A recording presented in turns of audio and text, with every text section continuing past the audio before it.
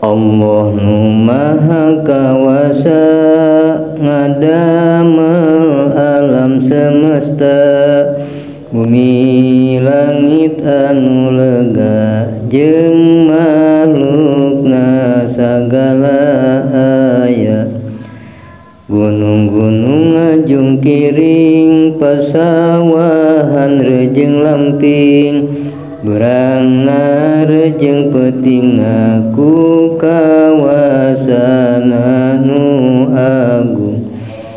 Ti berangna kudu eling, ti peting ge kudu eling, tiap saat kudu eling, kahade ulah teu eling. Masing loba salukurna kana nikmati Allahna, jeung ibadah kamantena tangtu Allah teh ridona.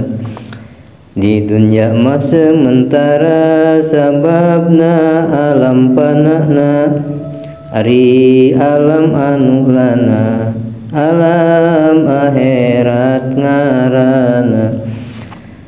Ayo dulur-dulur kabeh urang bakti kadat Allah, berang peting ulah weleh ameh kenging ridho Allah.